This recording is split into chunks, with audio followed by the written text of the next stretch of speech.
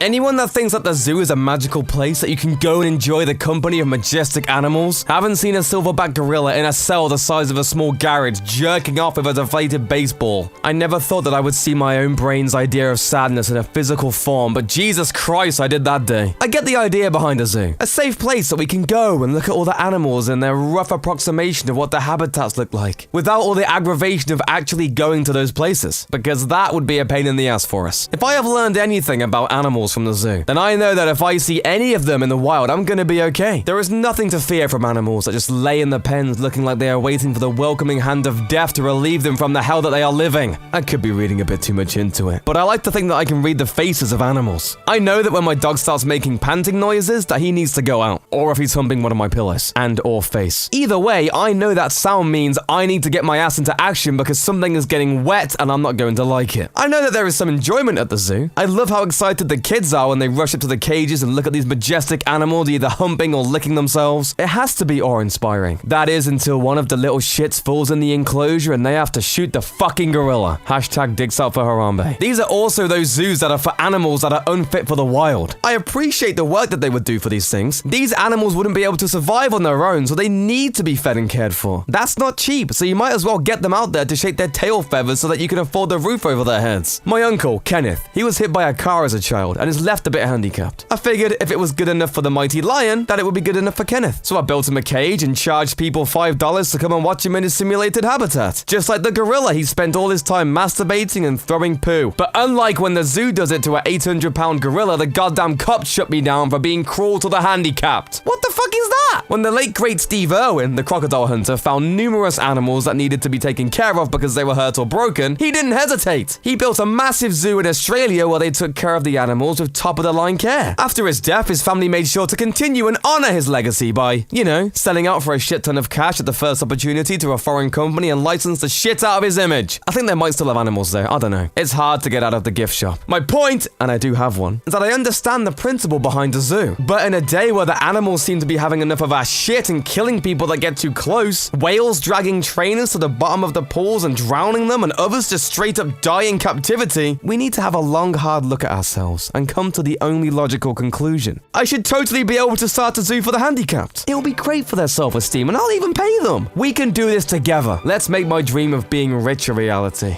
I mean, owning a people zoo. Alive. People. Hashtag dicks out for Harambe.